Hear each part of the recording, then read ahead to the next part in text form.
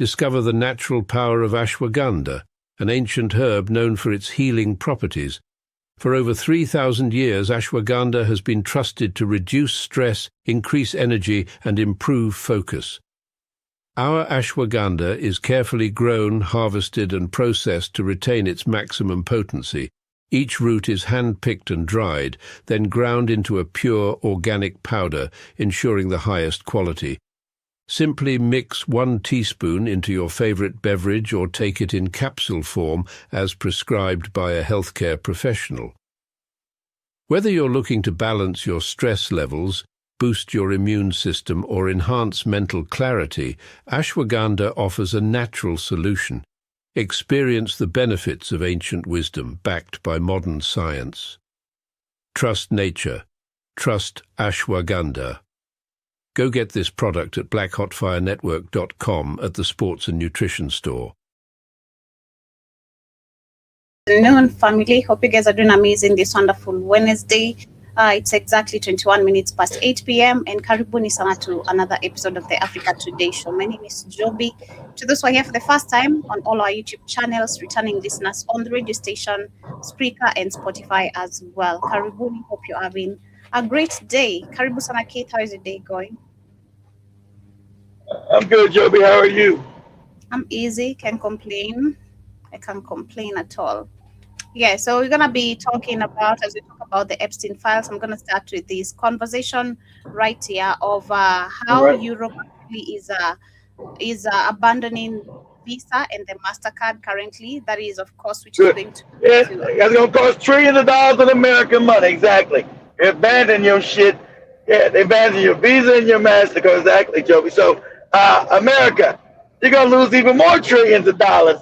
And so everything's going to skyrocket because you were doing evil shit. People say, okay, we're not going to deal with MasterCard and Visa no more. Exactly. So let me start with this video right here.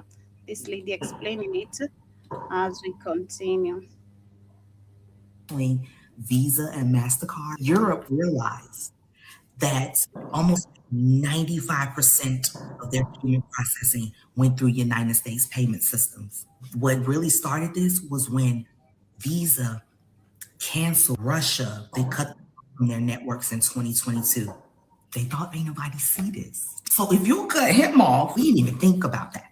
They can just shut off our payment systems. They were like, oh, we have to immediately get some new payment systems in here because this is dangerous. The head of the European Payment Initiative, deep integration created dependencies that could be abused when not all partners were allies. So they didn't switch payment systems. It's called Wero, W-E-R-O.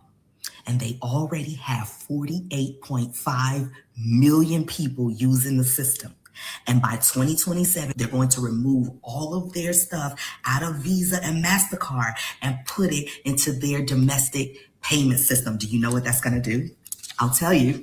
That's going to cost American system $24 trillion. 1.4 trillion of that is MasterCard alone. It processes over 7 trillion euros annually. It's 1.5% on the fees. That equates to about $21 billion we're about to lose. So that's Microsoft, Teams, Visa, MasterCard. Who else? And they thought we were friends. They thought we were cool. There wasn't going to be no problems. We'll stick beside y'all. Y'all stick beside us. And then Trump came. Second time. Because it ain't us. We're not that evil. We wouldn't do that. But you didn't think it was going to happen this fast, which is what a lot of people are saying. They didn't think that they would be able to switch so quickly to a new payment processing system. And what's so great about their new payment processing system, you ask? I'll tell you. Their payment processing system is a tap to pay. It's a one-click checkout. And they have instant refunds. Not 7 to 10 business days in America. You took it instantly out my account. They called it a geopolitical urgency to unacceptable vulnerability to policy volatility. Is that not good? Because it's succinct. That's a proper sentence. Also, the ICE protests are causing such a problem overseas because everyone is seeing what's happening, especially what happened in Minnesota, they're redirecting their investment dollars. They're investing in Canada and Europe now. This is what has to happen. You have to see the consequences of your choices. You don't want to play with nobody nicely. You think everybody sweet. Okay. Europe is canceling visa. Yeah, so that is what is happening. So this is going to be affecting America very, very hugely, literally. And I think it didn't start just with Europe. I think we started talking about this. That was since last year or early 2024, where many countries even literally are ditching America because of not only the debt, but they're ditching America to focus on their own things. And I want to share that as well, a couple of videos on that still. Gotta hear it. I wish I knew the author because I want to give them credit. All right, let's call this what it is. Perfectly timed economic judo. And Trump just ran face first into the mat. While Trump is over there banging his favorite broken toy, tariffs, like a toddler with a plastic hammer on a coffee table, the EU quietly did something grown-ups do. They signed a massive free trade deal with Mercosur that's been 20 plus years in the making. 20 years. That's patience. That's planning. That's not, I woke up angry and threatened half the planet on social media. And the timing? Chef's kiss. Trump rolls out his shiny new 10% tariffs, then threatens 25% tariffs like he's upping the ante at a poker table while everybody already knows he's bluffing. He's targeting EU countries because they dare to say, no, mate, you don't get to just muscle Greenland like it's a monopoly property. So what does Europe do? Do they panic? Do they tweet? Do they throw a tantrum? No. They say, cool, while you're busy with tariffs, we'll just lock in one of the biggest free trade zones on earth with South America. That's not reaction, that's strategy. This deal links Europe with Argentina, Brazil, Paraguay, Uruguay, hundreds of millions of people, enormous agricultural supply, massive industrial demand, new markets, new leverage, new options. The exact thing Trump hates most because it proves a horrifying truth. The world does not need to revolve around the United States, True. Especially with Trump in charge. This is what tariff fatigue looks like in real life.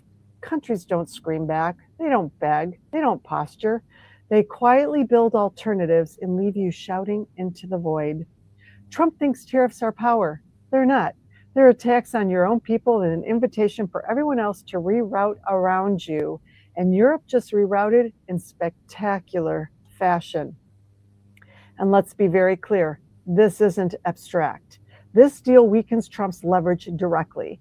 When you've got diversified trade, when you've got access to food, energy, and manufacturing inputs from another hemisphere, suddenly some loud orange bloke threatening tariffs sounds a lot less scary.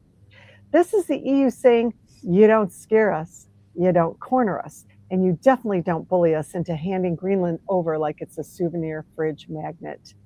Trump's entire negotiating style is based on one assumption, that everyone needs him more than he needs them. This deal punches that assumption straight in the throat. While he's playing checkers with tariffs, Europe's playing long-term chess with supply chains. While he's yelling, America first, Europe's saying, fine, we'll trade elsewhere. And that's the real blow here. Not the headlines, not the symbolism, the fact that when those 10% and 25% tariffs land, Europe's going to feel them a lot less than Trump thinks. And that's impeccable timing. That's what impeccable timing looks like. No shouting, no theatrics, just a quiet, coordinated move that leaves the bully swinging at air. Trump wanted to show strength. Europe just showed competence. And competence always wins in the end. There you go. Are you all watching what's taking place around the world right now? Our own allies are turning on us. Our friends are abandoning the United States in real time. This is Copenhagen, Denmark.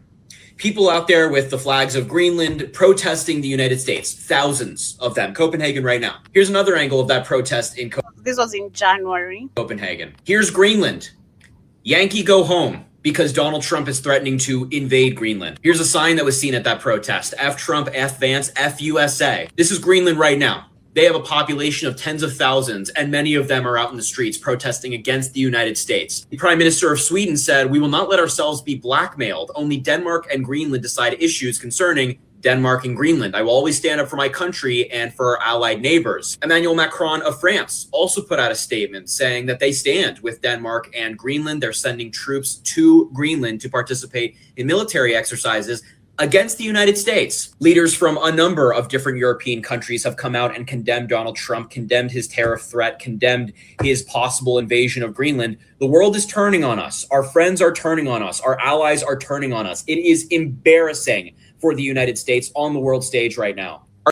40 nations are currently in talks to basically cut the United States, because of Donald Trump, out of global trade.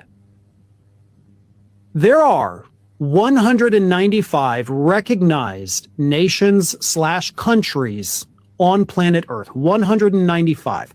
40 of them, led by Canada, banding together to just cut out the United States. So more than 1/5 of the planet working on a way to not have to deal with the United States anymore. This includes our neighbors to the north, Canada, our neighbors to the south, Mexico. This includes the European Union and the United Kingdom. This includes major Asian countries like Japan. According to these reports, and again, this is kind of all being, spearheaded by Canadian Prime Minister Mark Carney, what they're trying to do is avoid all of the tariffs that Donald Trump has put in place on everybody. And then, of course, they have typically had to do reciprocal tariffs. So everything for them gets more expensive because they're dealing with the United States. So all of these nations have gotten together and said, wow, dealing with the United States is expensive and it's costing us business. How do we get around that? And their solution is, well, what if we all just trade with each other and not these idiots? And that is currently what they're working on. So instead of relying on the US market to sell their goods, they're going to just start selling to each other and open up new markets that previously hadn't been there. They will grow. They will expand. They will see this financial boom from doing business and trading with everybody in this new coalition. And we, those of us here in the United States, will lose everything. Oh, sure, we'll still have to buy their goods because we depend upon them, and Trump will still have the tariffs, so we'll still pay a higher cost for that. But our goods here in the United States that are already having a hard time selling overseas, just ask any farmer, we will lose those markets. Farmers who are already facing financial ruin, which is exactly what they told Congress about 3 weeks ago, they're going to go under. They will lose everything. Manufacturing here in the United States will go extinct virtually. Because sure, we'll still need to make some things to sell to us here in America, but we're not going to have other countries coming to us, knocking on our door saying, hey. All right, we're in phase 2 now. The BRICS countries, Brazil, Russia, India, China, and South Africa are trying to end their dependence on the US dollar. And just a couple of weeks ago, China... But as we talk about it still, I feel like this is a focus still coming back to Africa literally again, as much as they're, because you're shifting your direction from the dollar to what now? To what resources do you have? Of course, this comes back literally to Africa and explains a lot why we have so many European countries which are currently showing so much interest in many African countries. Sold a record amount of US debt. They sold roughly $50 billion worth of US bonds, and the progress toward de-dollarization is now continuing. So in today's video, I want to help explain one of the most interesting things that's happening in the world today, why it's happening, and how this will affect us. And not just us, but our children and our children's children. So with that said, let's get into it. Hi, my name is Andre Jick. Hope you're doing well. Come for the finance and stay for one of the most boring topics of all time, macroeconomics. So to spice things up, cue the storytelling and initiate the dramatic music. So when most people think about investing, they mostly think about the stock market. And when people think about the stock market, they mostly think about individual people buying individual stocks. But that's just one of the characters of this universe. When you zoom out, you'll notice that it's a multiverse made up of a lot of different assets. And one of the biggest assets in the world is the bond market. And when you zoom out far enough, you'll notice it's not just people buying up these assets, it's also entire countries. Now, at the center of this multiverse of characters is the US bond market, because it's seen as one of the most stable and safest investments anyone can ever make. The global bond market is estimated to be worth roughly 3 times more than the global stock market. Part of the reason why this is because stocks represent ownership in something, and bonds represent the debt. What's crazy is we will always have more debt than ownership of stuff, and this will be true for infinity. Think about it like this.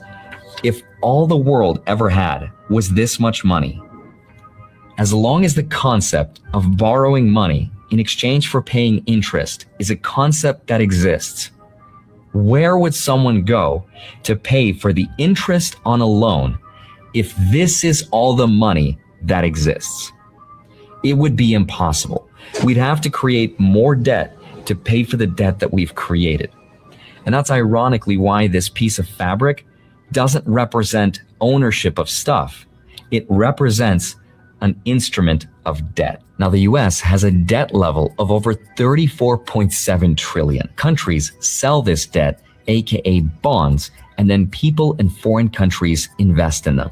And for the US, between $7 to $8 trillion is owned by other foreign countries. The US needs everyone, including other countries, to buy our US treasuries, because Canada is not the... So I'm going to stop it at that and then just cue this other video here explaining more about, again, the dollar collapsing, because maybe still many people don't understand, because there's so many videos of people who are doing it, talking about how America is in a very, very bad place currently. Many people are living in their cars. There's a video I was watching of so many people right now. Again, they're living in their cars. I think I shared that last week or 2 weeks ago. Last week, people living in the cars because of the housing, how expensive it is, and all that. It's Josh Sigurdson of World Alternative Media here, and Mark Rubio just admitted the quiet part out loud in an interview, but with, of course, the only station he does interviews with, it seems, Fox News. So let's hear what he says about the collapse of the US dollar.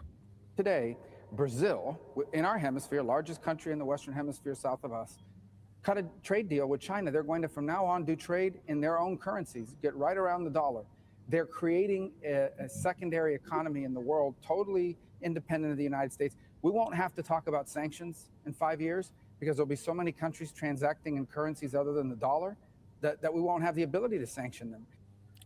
So there you have it, my friends. He's admitting exactly what we've been warning of for a very long time. And this comes shortly after Donald Trump says that a weakened dollar is good for America. We reported on that recently in a video we did with Mark Gonzalez regarding also the new Fed chair, who, of course, is a Bilderberger and someone who is heavily involved with what they would call the deep state. Again, we have a lot to go into today because the news of this shift into the Chinese order, which we've talked about in recent times at the World Economic Forum, they've been openly acknowledging that the old world is collapsing. Trump is bringing down the old world. Yeah, that sounds like a good deal, getting rid of the old world order, but it's to replace it with a new world order, which is on the side of the East. From the west to the East, we're seeing power shift towards China, towards BRICS. And there is a lot that is happening right now regarding BRICS. And with China reserving gold, more than 74 million ounces with a worth of over $367 billion, as Russia has $400 billion of gold for the first time. And as we see the shift towards the yuan being used as a global payment, which of course will be digital despite the gold. So we want to go into this and more today, my friends. Before we do, I urge you to check that link below. First, it has to be that example order opportunity and consultation with Mark Gonzalez, the form that you began. Mark right now is sick with a bit of a cold, but he'll be back shortly. But in the description on for time to alternative media on page. Appreciate it. Thank you for keeping independent media alive. Now let's get into this. So I'm going to listen to this one more time. And I apologize if the audio on it is a little low. It's as low. It's the original video posted here. It's just the audio seems slightly low compared to my voice on here. So you might have to just turn up your volume a little bit while we're playing this. Let's hear this one more time. Today, Brazil, in our hemisphere, largest country in the Western Hemisphere south of us, cut a trade deal with China. They're going to, from now on, do trade in their own currencies, get right around the dollar. They're creating a secondary economy in the world, totally independent of the United States. We won't have to talk about sanctions in 5 years because there'll be so many countries transacting in currencies other than the dollar that we won't have the ability to sanction them. He's basically saying the dollar is done. The dollar is dead. And of course, that was Marco Rubio, of course, Secretary of State. And he, that's why they were trying to create crypto and shit. I meant to say that bit of Joby. How they now crashing crypto because that shit was fake. Like I said, guys said the same thing I said. Remember the Japanese motherfucker named Satoshi Nakamoto? Give me a break. But they've been trying to sanction people with the dollar. They weaponized it, and now it's being destroyed. And people say, "Oh, no, they've been stealing money, stabilizing the world." And so they're trying to get out from the dollar. Go ahead, Joby. The early 2010s, John McCain, Lindsey Graham, and of course with the help of the support of Obama. Now, the dollar is dying. Trump has recently said that a weak dollar is good for the economy, which is crazy because the economy is the dollar. And of course, what he's saying could be true if we're talking about trade and the markets. Yes, a weak dollar could be good in competition with other countries when it comes to trade. But for the actual consumer, the person going to the grocery store, absolutely it is not. And your life savings get weaker and lesser as the days go by. Always devaluing. All fiat currencies eventually revert to their true value of zero. They always have. They always will. Go back to 1024 AD in China. This is an astonishing statement because, as I've said for a long time, eventually they'll just acknowledge it. They'll just admit to it. They'll say for years that everything's going fine. I mean, under Biden, we had Janet Yellen as a Treasury Secretary going and meeting the Chinese. And, of course, it turned out that she ended up doing a bunch of magic mushrooms while meeting with them. That was interesting. She didn't seem like the type, right? But this was just basically a demoralizing factor in the downfall of the Western order in favor of the Eastern order. I've talked for a long time, social media companies meeting with the Chinese despite China banning their sites in their country because they are utilized in order to demoralize the West and get everyone in the West to give up all their information. As I've said for a long time, and I have to rephrase it quickly for those who don't know. If you go back to the 1970s, okay, first of all, 1948, after the attacks on Pearl Harbor in 45, fast forward 45. 19. Well, in that's 41, you moron. Hey, get your date right, stupid. It's not 40. Attacks on Pearl Harbor was 41. Not 45. The attack on Japan in 45. Yeah. And all that kind of stuff. Hiroshima and Nagasaki. Fast forward to Japan falling to their knees after years of dominating China. China being propped up 1948 and massive starvation events leading to something very interesting happening in 1971-72. Kissinger meeting with Mao Zedong to create an alliance with China to prop them up as a monopoly on trade. Exactly. Pause it. Like exactly. That's what exactly. That's what I said when they decided they're gonna take poor ass China and make it a manufacturing hub because they had been dominated by the Japanese so long. And I told you that the Japanese-Chinese hate is real. I lived in that shit. Me being, I understand. I'm like Joby. I thought that you all look alike to me. Oh no, oh no. I thought, ain't y'all all the same people? Oh no, oh no. That ain't just like it's like black people hating each other the same way. The Japanese do not like Chinese people at all. They feel like they're superior to Chinese people, and they feel like if left alone, they would dominate them again. That's what the Japanese feel. If these white people weren't there to help these Chinese people, we'd dominate their ass again. That's what they feel. Because remember, not only did Japan dominate China, they dominated all of Korea too. They had the Koreans as slaves. So Japan was really mad that they lost World War II. Because remember, they said, we're going to rule Asia. No white people. We're going to rule the Chinese, the Japanese, the Indians. We're going to rule all this shit over here. And so, when they lost World War II, Japan was shattered, right? And so they're still mad that they see China propped up. Then you ask a Japanese, say that shit China is not real. They didn't do it. White man propped them up. Our stuff we did ourselves. White man propped that bullshit up. They'll tell you to your face. That shit's all fake. Chinese ain't do that shit. They propped up by white people. So, and shout out to this dude. He probably got the lights. I remember he's in Puerto Vallarta. We're gonna look at. You guys don't know what's going on in Mexico right now. America is in Mexico, killing the cartel members, right? Pretend it's the Mexican government, but they're destabilizing Mexico, same way they do Africa. And if this dude stationed out of Puerto Vallarta, Mexico, he better keep his ass in the house. But they're gonna put a bullet in his head. Because they just on the streets killing everybody in Mexico. Because I was just on the border yesterday on the Mexican border. Me and this other Mexican guy was laughing. He said, you ain't going across the border all year. I said, hell no. He's like, neither am I. So, but go ahead, Joe. Go ahead, let him keep talking. Collapse, because again, the West has always propped up the people that will then eventually replace them. It was always by design. It's been happening for a long time. The script was written long ago.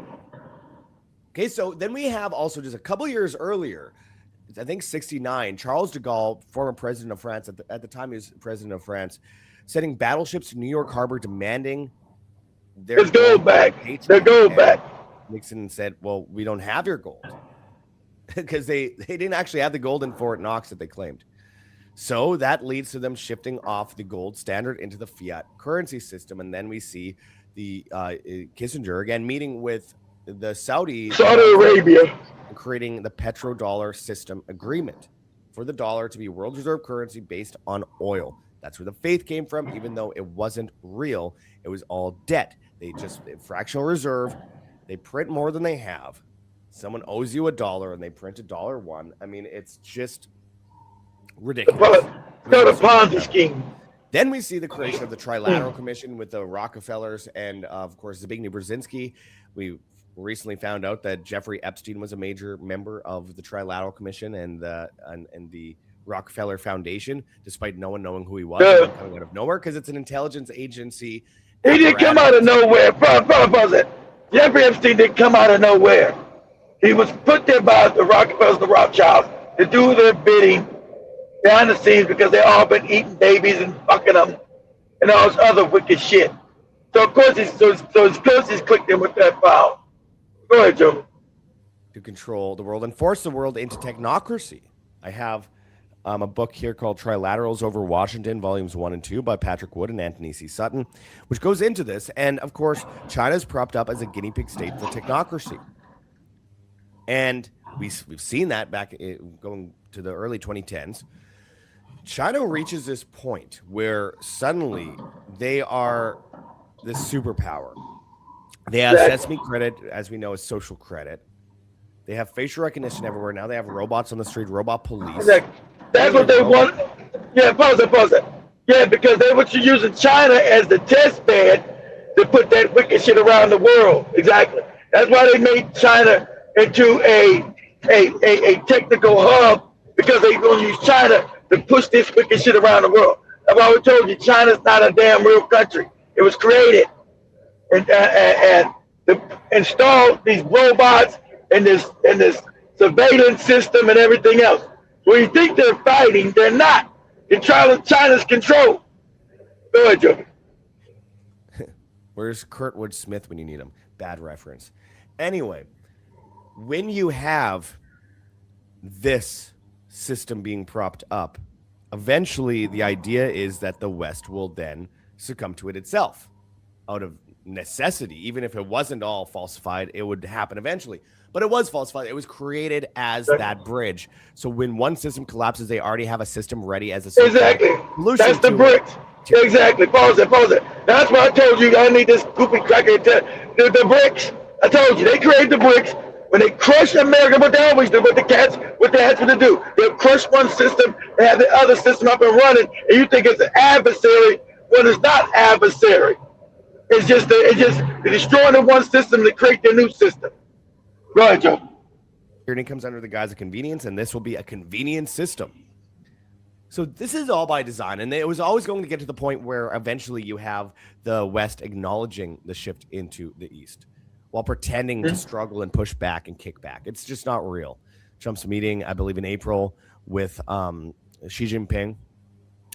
It's all veneer. It's all just, it's a concrete building with a brick veneer. The building is not made out of a brick. It's made out of concrete. Brick is just for appeal, for veneer, for the facade. And that's what we're seeing is a facade right now. Again, the social media companies now, with them saying in the United States you need 5 years of social media to enter the country, that's social credit. That is social credit, and that is exactly how they've utilized these social media companies in order to move into that Chinese system as they meet with the Chinese government, even though they're not allowed in that country. It was always part of that Shanghaiing of the public, utilizing convenience and fun and addiction, scrolling through, the most awful things. Or cat videos, for that matter, too, which isn't so awful, but all the same, part of the same agenda. Keep us staring at our screens and giving up all of our information. Now, this is happening as a Chinese yuan hits highest level against US dollar since May 2023.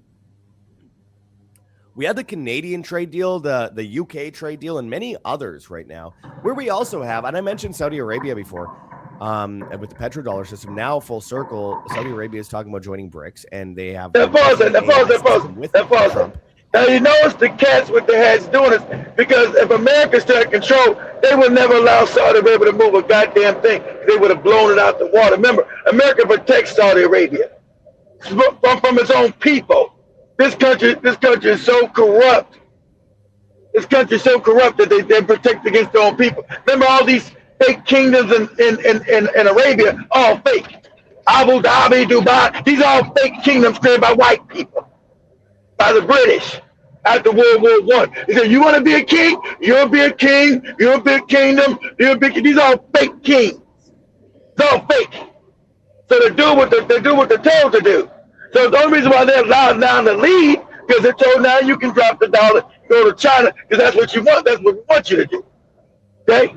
Because America threatens everybody. Anybody who really was going to threaten the dollar, they'd be blown up. They'd blow fucking Saudi Arabia. They came in and overthrew Saudi Arabia and put a puppet in yesterday. Now, you're not doing nothing. What? You're going to give it $1? That goofy fake king that was put in there, they've been overthrown. Put out somewhere in the goddamn desert to suck his own ass. Go enjoy it. As UAE has already joined BRICS, and BRICS is exactly UAE, all these fake, Africa, all these fake kings. Egypt is involved, and countless other countries around the world are involved. So when Marco Rubio talks about Brazil, well, Brazil is part of that Chinese system already, my friends. Has been for quite some time. Now, we have those outliers that are still benefiting the system without knowing it sometimes, or perhaps it's all theater. I don't know. But Nicolas Maduro, who, of course, was saying that he didn't want to use the US dollar anymore and wanted to trade in foreign currencies and in Chinese yuans and rubles and all these kinds of things. And then we know what happened to him. as we knew what happened to Gaddafi in Libya and what happened to Saddam Hussein.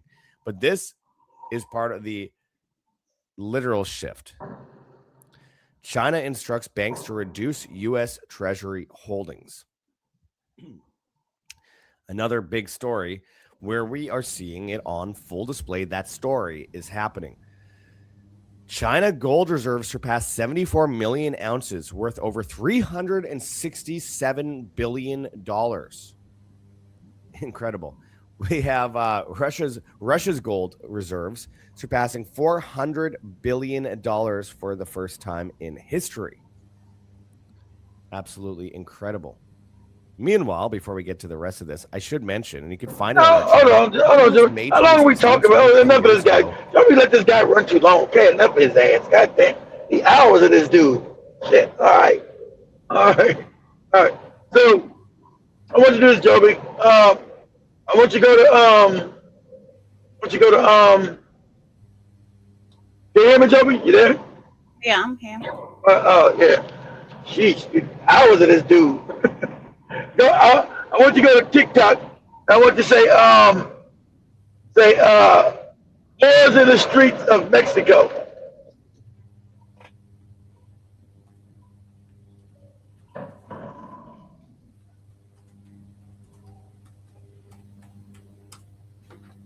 We're going to take so much of these racist people, Joe. We should, this is no good. Fade white dude. Mexique, après la mort du chef du cartel. So this is happening with that white dude Joey just showed in his neighborhood. This is Portable Walter. I mean, you know, look at all these old racist ass people just talking about. You know, and they love to talk crazy about black people, boy, too. Go ahead, Joey, go ahead, play it.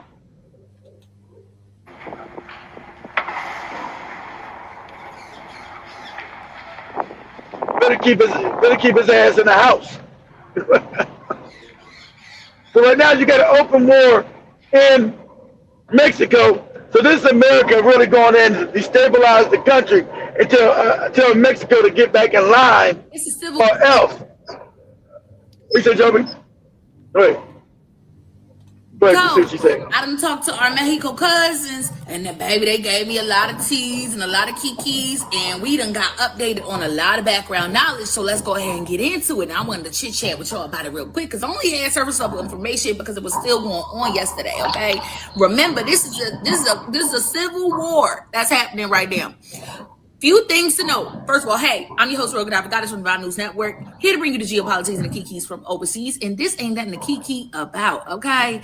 This is real deal Holyfield, and there's people terrified for their life. First and foremost, I would like to also say my thoughts and prayers goes out to all the innocent Mexican civilians that were caught in friendly fire, because it wasn't nothing friendly about that goddamn fire. It was definitely set up, and it was meant to happen the way it happened.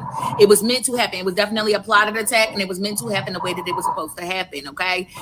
In my strong opinion, I genuinely feel like the targeted attack against the leader El Mencho, a part of the CJNG cartel sector, was indeed intentional. Now, Rolling Stone tried to tell us back in April of 2024 that the United States and Israel, baby, they were funding the cartels. In particular, this extension of the cartels. And it always the two evil empire motherfuckers. And the funny thing about you, group of Americans, the cats with the hats are going to really get rid of you too. They always had the United States and it's not real, but they plan, as Joe just showed me, they plan to get rid of your ass too once they use you up. Okay? Cats with the hats are going to bring down America as well. That's the whole scam. Go ahead, Joe. G faction of the cartels, okay? Now, what is important for you to know is there's the Mexican military and the police and the army versus the cartels, narcos, okay? So we're gonna call them the narcos, okay? The United States and Israel are arming the narcos.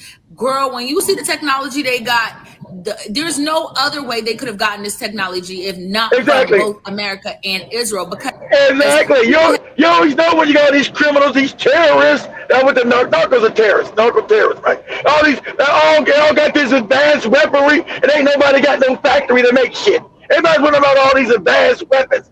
How are they getting them? Who's selling them to them? You already know. Go ahead, Joe. I found out that the weaponry and the armory and artillery that the narcos was using yesterday and a couple days before were manufactured by none other than Elbit Systems and several other American-made factions or factories, right? So what ended up taking place, y'all, was they ordered the hit on El Mancho. Now, the United States claimed that they worked in coordination with the president, Claudia, in order to make the hit happen, which she then later confirmed she did work with Donald Trump because they provided her with valuable information because they basically want him gone, okay? That's not for me to decide here who, how, and why. We're still trying to figure out a lot of education or background information regarding the CJNG cartels. However, what we do know is that she worked with Donald Trump in order to order this hit, okay? That's what she has said, and Donald Trump has said, that they both worked together. Donald Trump provided information. But what he neglected to provide is that he provided weaponry and has been doing so for well over a decade to this particular cartel. So in retaliation, the CJNG decided to start destroying 3 major cities inside of Mexico, one of them being Guadalajara, which is where the majority of us was able to start hearing information about it coming out, because we didn't know that prior to that, other cities that go by the name of Jalisco, which is exactly where it all started at, the assassination started at, in Puerto Vallarta, which I myself have vacationed at before, also was being destroyed by the cartels. 2 airports was taken over, and that got me questioning things. I'm like, okay, they mad, they big mad, I get that, okay, I get that. Flights were canceled and the public movement was slowed down dramatically. In addition to that, they were urging everyone to shelter and stay in place and for the tourists to get the fuck out the way. But of course, the white people was on the roof being nosy, okay? You can always count on them doing that. Airports, highways, and city centers were all shut down. However, what I found to be confusing is they were destroying stuff. And instead of them destroying like governmental buildings and stuff, they was destroying food banks. I'm sorry. ¿Qué pasa? Like, what do you, like, why? What did the people do to you? Why did you do that? That didn't make, to me, that don't make sense. That's what had me saying, something ain't right. This was an inside job. Something ain't right, because they're not necessarily fighting the military. I mean, they are physically, but the moves they're making does not scream people that are angry at the government. You taking out vital food sources that feeds the locals does not scream you're angry about your leader being taken out. No, ma'am. That screams like that is like calculated terrorism. That's what that is. It's supposed to look like y'all upset, but instead your target is the people's resources. It don't make sense. Over 20 of these buildings they destroyed. That was like food banks. It was full of all vital resources for the people across 3 cities. They also destroyed highways. They destroyed several cars. They destroyed several buildings that had absolutely nothing to do with the government. That sounds like organized terrorism, no? Then I took a look at their equipment and I said, oh shit. This is organized terrorism. This is a literal takeover. It sounds like 20 welfare banks in Jalisco alone were destroyed. Not the U.S. Embassy, not governmental buildings, but the food banks, the welfare banks. So what's the motive here? Like, what's the message you trying to send? I'm just walking through the thought process. You know what I'm saying? I'm not criticizing what you doing. You know what I'm saying? Like, I'm trying to help me understand. Because I feel like you have a message you trying to get across, but the dot's not connecting here. It's not making sense, other than the fact that obviously is you and the devil walking side by side. But that's neither here nor there. Listen, no disrespect. But like, what did the people do to you? You know what I'm saying? Like, they needed that. Okay, so I took the liberty of looking up, because I just wanted to make sure for certain, what are the welfare banks inside of Mexico, right? So I looked it up myself and I said, what are the welfare banks in Mexico for? The purpose of the banks were created to bypass financial intermediaries ensuring direct distribution of funds to the neediest of citizens. So it's not a food bank, but it is for the social welfare and the benefit of the citizens. So the economical support of the citizens who need it the most, including seniors and people with disabilities. The services provided primarily used for depositing and withdrawing funds from the government programs like Beca Benito Juarez, student scholarships, and universal senior pensions. With over 3,100 branches across 32 states and Mexico, it is designed to reach rural and marginalized populations with little access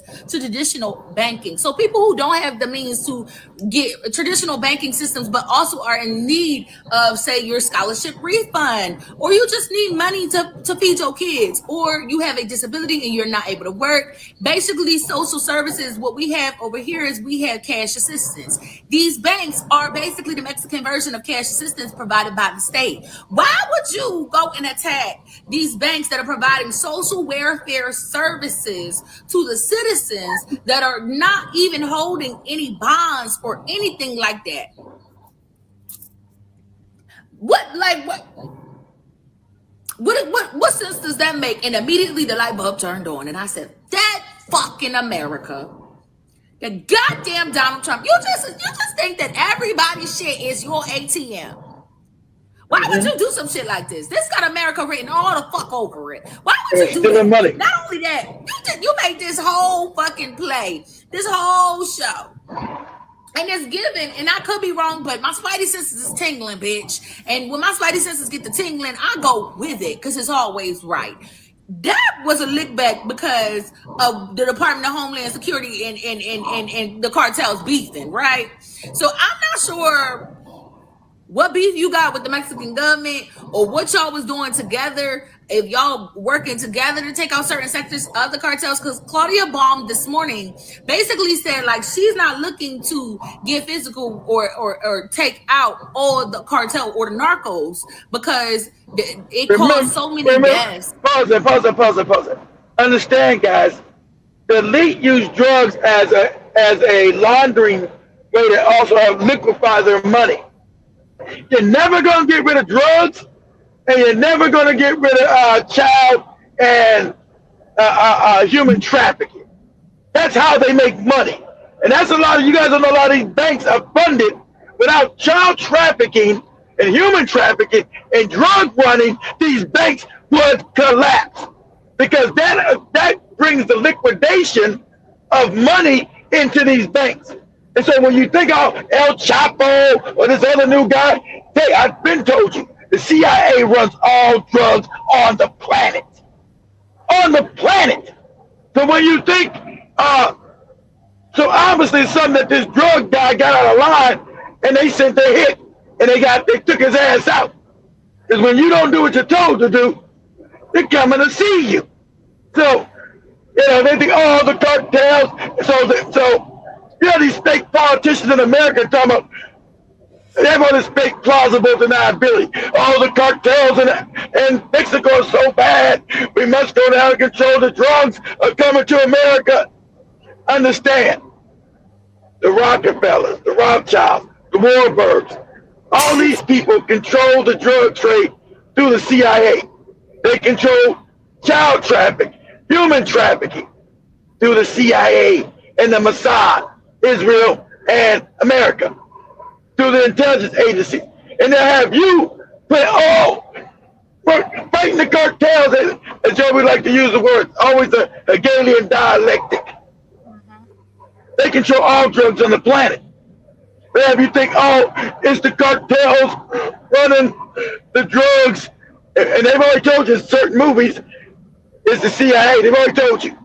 If you're a moron thinking that they don't control all these fucking cartels in Mexico, like the yellow said, where they get all these advanced weapons at? I ask these people, all these terrorists in Africa, Mexico, everywhere they want to steal or do shit, they always got advanced weapons. Ain't nobody got no factory. Ain't nobody got no, where they getting all this? Who's selling the shit to them? How they getting it? Go ahead, Joe. Okay. and the military soldiers and the police officers, and that it would only cause more harm to the people. It seemed like it was a calculated incident, and it was intended to cause harm, and it needed to look as real as possible. The thing that smells the fishiest about this is the fact that they attacked the welfare banks when there were actual banks with real cold hard bonds and like things inside of it that was of more value than those actual social welfare banks. Usually in social welfare banks, they only have a specific amount, and that specific amount that they have on them is specifically strategically to go to certain people, and that's it. Not even like access. They usually don't have access of anything. They have just enough, and if not that, less than what they need. So that got America and Israel written all over it, and then screaming inside jobs. Stay tuned, because I'm sniffing around and there's more to go. Mexico just experienced one of its most violent chapters in its recent history in its own war against drugs.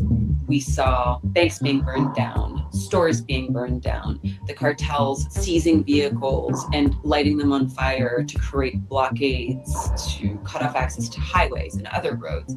It all started on Sunday when the Mexican military surrounded and raided Tepalpa, where the leader of the Jalisco cartel was captured and killed. He has set up his giant cartel all over the world with alliances from Europe to Asia to Africa to cocaine, meth, and other drugs globally. He also ended up cementing his cartel as the most brutal in a landscape of brutality here in Mexico. The Mexican government in its statement said, with U.S. intelligence, we were able to capture and kill El Mencho. And that ignited an entire wave of violence where Jalisco cartel had a presence. It flexed its muscles, which really shows how much money and how many foot soldiers it has. In Jalisco state alone, authorities said about 20 branches of the state banks had been set on fire. Violence then spread from coast to coast. It not only targeted local Mexicans, but also famed beach resort towns, including Puerto Vallarta. That's where Joe's little white boy's at. He's in Puerto Vallarta. Why he ain't reporting on that? Because he knows he better keep his white mouth shut. That's why. That's why. That's where he lives at. The little white boy in Mexico. The Canadian little white boy lives there. He knows he better keep his motherfucking mouth shut. He has talked about it. It is on his channel.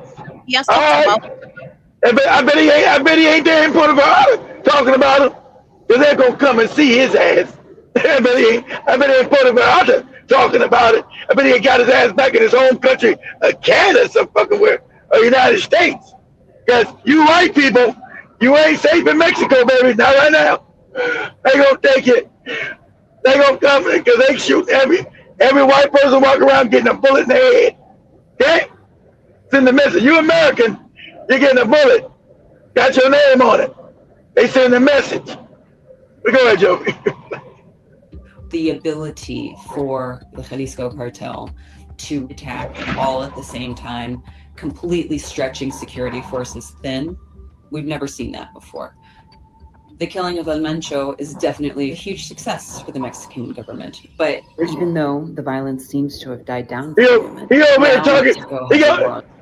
Joe got his ass talking about the Chinese. The Chinese ain't outside the door. There's El Chapo and them folks outside the door. God damn it! It ain't the Chinese.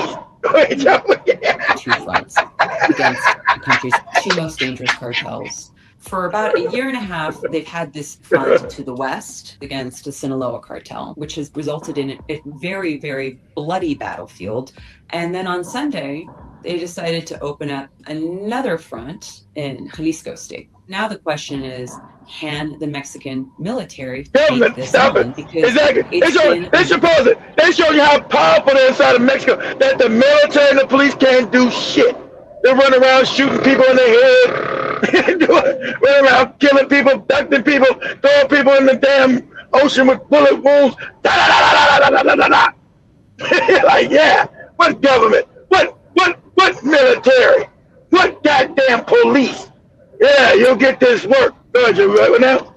Zibazaba, I know it's crazy. Kit has already my white boy. Now I guess I have a white boy. I never, I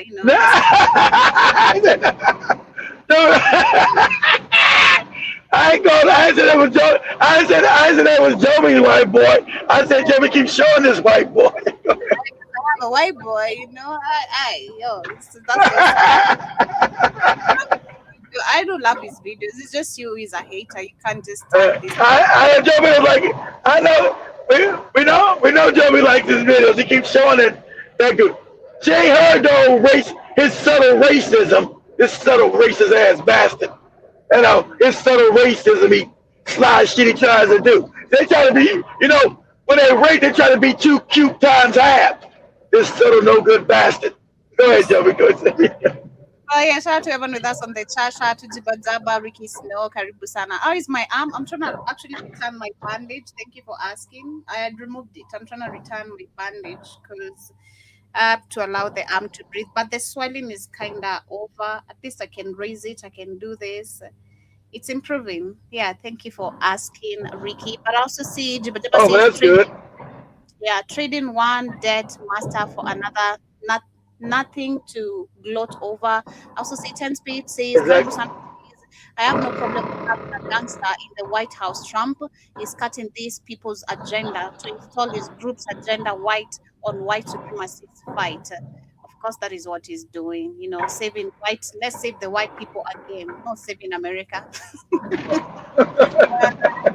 Speed says those people would not do it without the United States. We got too many fools in the country for them to lose.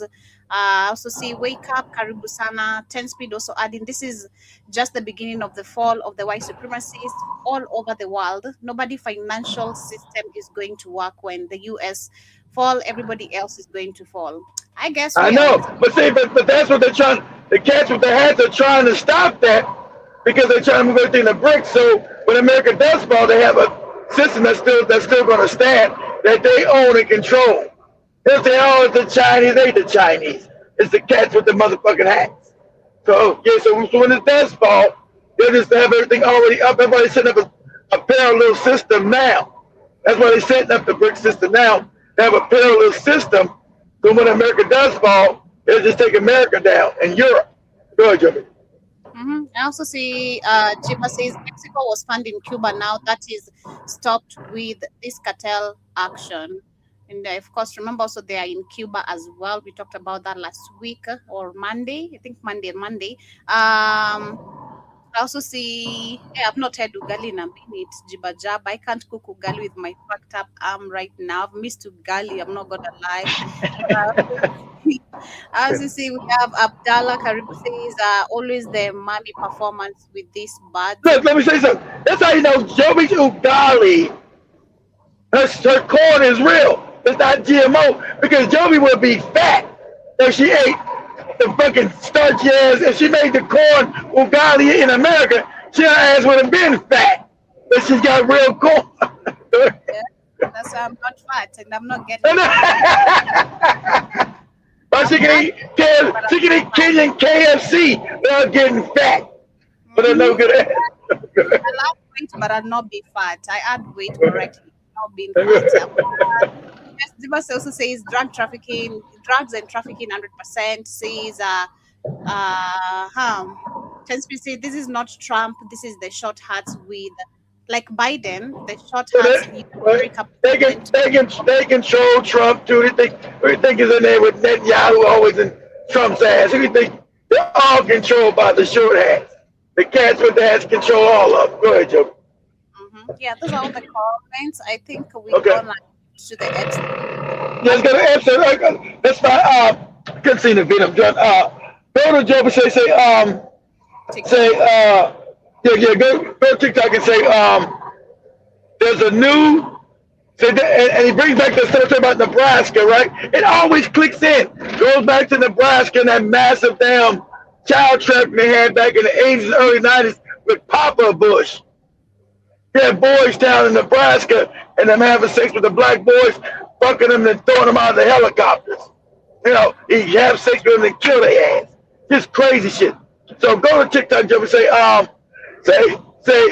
a new accusations Oh, say person has new accusations. Person has new accusations. I can't remember the guy's name. Improper. Say another boy has accusations about the Epstein file. Yeah, I can't remember his name. It's a new dude. He said he was a kid growing up in Chicago, and how they first got, he was up on the roof with his friend. They were up there sunbathing at 11 years old, and the boy and they said when Lex Wexner, remember Lex Wexner is in Epstein file when his lawyer said, we're gonna show him, his lawyer said, hey, you say another word and I'll kill your ass. He knows he's on a hot mott. He said, you keep your mouth shut. He said another word, I'll kill your ass. So he said they were on the roof, they were looking at his butt cheeks. And so they took him down. They put some oil on his butt cheeks. Shit, right? Like that. He's 11 years old. And so they allowed him to fuck him up. So so allowed him to have sex with some older woman. So they would eventually groom them to have sex with the men, like Trump and all these other men would come in, having sex with them. Let's see what you pull up, Jovi. I'm gonna see if I can send you something. Let me play this. Joining us now like 19 hours ago, a day ago. So let's is the ranking Democrat on the Oversight Committee, Congressman Robert Garcia, who is leading the charge on their own Epstein investigation. He's going to be boycotting tonight's State of the Union address. Go past that. Whatever they got Democrat, Republican, it's all fake. They're all controlled. Go get it. He forces me and Gabriel to do it. But because we can't, we're not strong enough to cut the baby's head off. He has us to hold a knife, and he puts his hand at the top of our hand, and he helps us to cut the baby's head off. Because he's learning, he's teaching me and Gabriel, so when we're older, to do it to our own children and do this kind of stuff to our own children. Where is it this that happens? The church, the kitchen in our church. The kitchen in the church. Yes, remember, now this is old. Remember this I shared this about almost 10 years ago. This the British. Remember, there's a girl and a boy who their daddy was fucking, and they told him that the daddy was eating. This is 10 years ago, right? They said this is England. They told him that the dad was eating. They said, my dad eats the babies.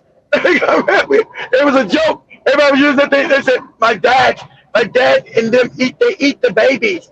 Said, what they do? What's it he says in this interview? He said, my dad and them, they eat the babies. They bust them in their heads and they eat the babies. They eat them. So remember, it was him and his sister. Somehow they would go through the rituals. They forget. They wouldn't believe it. He told them they were fucking them. They eat my dad eats the babies. They eat the babies. And now we know this ain't all a joke. I've showed this 10 years ago. You guys remember this 10 years ago with the two British kids, and the mom didn't know what the hell was going on. They said, the mom never knew what the hell was going on with the kids. And the kids always traumatized, the boy and the girl, because the mom didn't know that they were going to look at them eat babies, try to get them to eat some of the baby parts. My dad just took the limb off the baby and ate the baby. That's how they found out. This is him talking to the psychologist, because they was always having problems in school because they were looking at all this heinous shit. But go ahead, Joey. String. Tell me about this string. It's just like, it's not just like just a thin normal string. It's a bit thick, it's like maybe that thick. Okay. And they tie around, okay, like in a circle. Right. Hang it up on where do they tie to a baby? So it's like on legs, so they put the legs together, tie it on, yeah, and so it's like one string around and then one string attached, yeah, and it's hanging upside down. They get the knife, but they don't just cut it off absolutely. It's still on. So it's like the head off, but it's still hanging on. So okay. Yes, and then there's a big white bowl on, yeah, the floor. And then the blood drips in, and then we pour it in a big silver goblet. Okay, so where's this white bowl? Where did they get the white bowl from? They bought the big white bowl. From where? from any shop anywhere. And where did they get the gold from this time? And they ate the baby. Kentucky, Mr. Massey, for 5 minutes. Andrew Mountbatten Windsor was arrested today. I know you don't know who that is because I don't know who that is. So I'm going to say the name that we all know. Prince Andrew. Prince Andrew was arrested today. And they thought they was slick. That was last week. Listen, we don't have a lot of time. Jeffrey Epstein, I was on an island, yeah? I've got the list. That's based on my drink sales. I was selling drinks, okay? I was selling pina coladas. That's what I specialize in selling. And I'd go up to them and say, do you want a pina colada, right? Very popular for that area. Those islands. But they'll say, no, do you have some virgin? Maybe you can check the video on your end, Kit, see if you can find it and send it to me. Yeah, give me a second. Yeah, give me a second. Yes, give me a second, Joe. ID's videos are on our end too. I've realized that. Yeah. All right, I'll come back with virgin colada. And they said, no, do you have some virgins? I said, I've got some virgin drinks. What, you want mojito? What do you want? Virgin mojito? What do you want? I've got it all. But people get angry when I'd come back with drinks, yeah? And I say, but we told you we didn't want pina colada. We wanted virgin. I said, that's what I've got, yeah? So I would write down the names of all the people I sold to, because sometimes we didn't pay in cash, we sold on credit. So I've got a list of all these people, yeah? Unfortunately for me, it's a list of who's who, and now they're after me. So listen, I put the list on the, look at my page, you can see the list of all the people. I told you the drinks, I told you everything. Look at it before they take it down, and who knows if you're ever going to hear from... See, this is what's strange, because these files, to be clear, seem to show it's girl. I know what I'm about to say to you, and I know that you're going to go, what? He goes, there's a lot of things people don't tell you about parenting, especially dads. A lot of people keep dads in the dark. It has been confirmed that Donald Trump illegally hid files that allege he raped a child. This very well could be the largest presidential scandal of American history, and no one is talking about it. So make sure to watch, share, and read. They got him raping children because he had. Remember, people forget before they in the Epstein files that they got case against Donald Trump in the early 90s, having settlements settled for $2 million and $3 million for fucking boys, fucking this one boy in the ass, and then also sucking his other kid's dick. So that's known. And I'm sure. So go ahead, Joe. Go ahead. Post this video so everybody knows what we're about to dive into. So here's everything that you need to know. Let's start from the top. First and foremost, NPR released this bombshell article earlier today stating that they've done an investigation into the Epstein files, and what they've concluded is that the Justice Department has withheld some Epstein files related to allegations that President Trump sexually abused a minor, per their investigation findings. They then go on to say what was withheld were more than 50 pages of FBI interviews, as well as notes from conversations with a woman who accused Donald Trump of sexual abuse decades ago when she was a minor.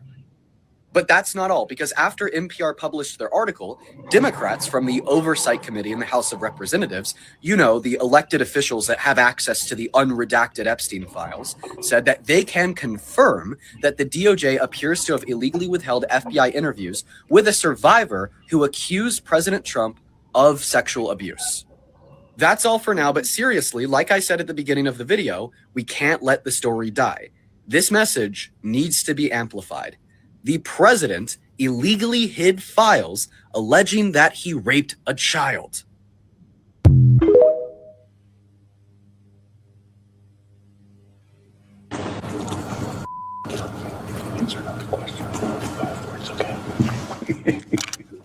Video released Thursday of a 5-hour deposition of retail magnate Les Wexner shows the billionaire repeatedly insisting he knew nothing about Jeffrey Epstein's crimes, adding that law enforcement had never spoken with him. Did you at any time ever consider him to be a close friend?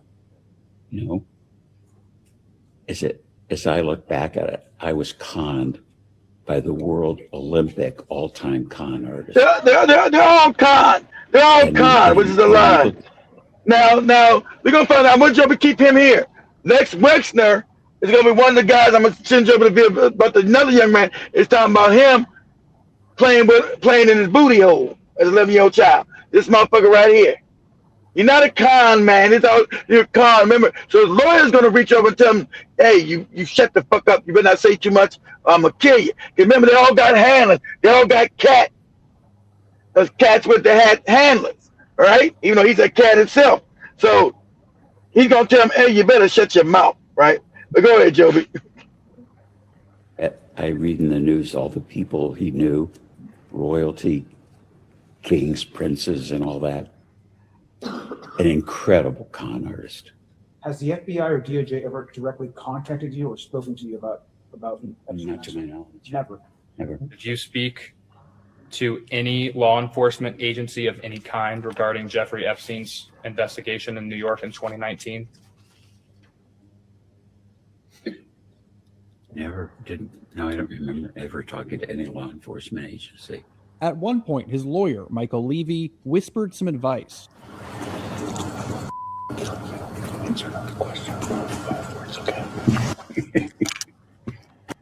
First time when we ever done it for Papa, the first time when we done it, we had feared so much. When you did what? When you killed the baby, first time. You killed the baby. That's a little kidding. That's the same little boy, Joby. Shut up. We killed the baby. Then my dad, we ate the baby. We ate the babies. You killed the baby? Yeah. My dad had me and my sister. We killed the baby and we ate the baby. Go ahead, Joe. I got viral one. You yourself? With Papa. Papa holding my hand. How you find your history on He told TikTok? me to cut the baby's head off. And he forced me to. I couldn't. He held your hand? He held my hand. Yes. Like what? Show me. So this is my hand on the nut. He put his big hand on and he pushed my hand and then cut off the head. Like that. And then when we got older, we got more used to it.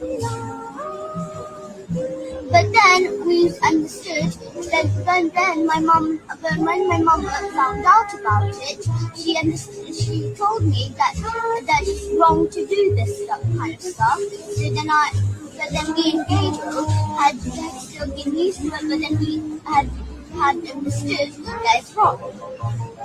And so, what your decision is? And our decision, we had still a lot of fear in our head.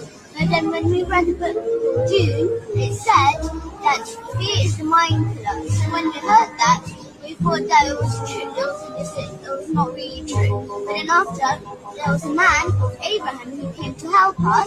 He said that it is true, that fear is the mind killer. And then he said we had to face our fear. And then after we faced our fear, Look in the camera is here. and then after. Camera is here. And then after we faced our fear. So what you decided? And we decided that we should stop. But then we said, Come, Gabriel, come closer to New NPR investigation reveals the Justice Department withheld portions of the Jeffrey Epstein files that contain allegations involving President Trump, including material tied to claims that Mr. Trump sexually abused a minor and that some pages mentioning him were removed from the public record. Democrats on the House Oversight Committee called that out today, saying the DOJ's withholding of information could amount to a crime. For more on that and the surrounding fallout, we're joined now by Julie K. Brown, investigative reporter for the Miami Herald, whose reporting helped expose much of the Epstein network. Julie, welcome back to the program. It's great to have you. Thank you. I want to start with this NPR reporting that the Justice Department withheld some Epstein files related to allegations that President Trump sexually abused a minor, which we should say the White House denies. What stands out to you about it? Well, I think what stands out is that we don't have the reports, even though we know they exist. This stems from an interview that they conducted that came out of a tip to the FBI about this woman who has said that when she was 13, that she was sexually assaulted by Donald Trump. Now, one of her interviews is contained in the Epstein files, although it is heavily redacted, so it's hard to know exactly what she told the FBI. But as a result of that, we were able to see some of the report numbers and the bait stamps on it. And an independent journalist, actually named Roger Sollenberger, was the person that found out that it compared that number to the documents that the Southern District of New York prosecutors gave to Ghislaine Maxwell's lawyers as part of her criminal case.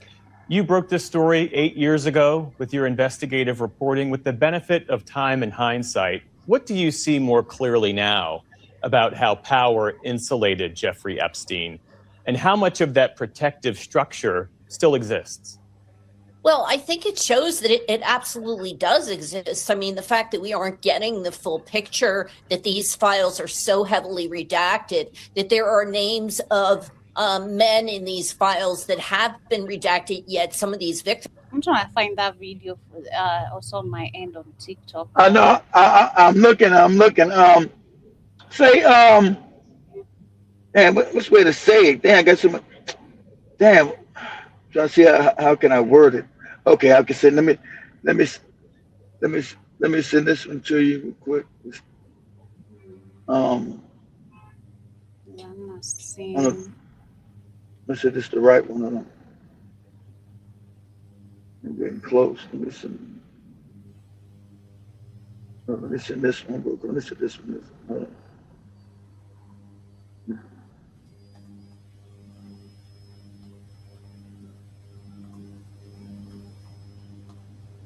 No, that's not it. This one may be out.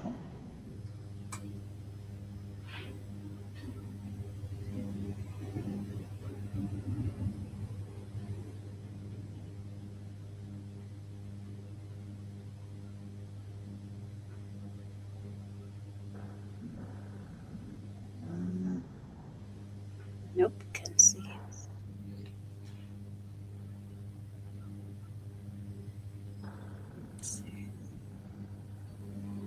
Want to come catch me on Epstein's Island? What? Epstein's Island? What's that?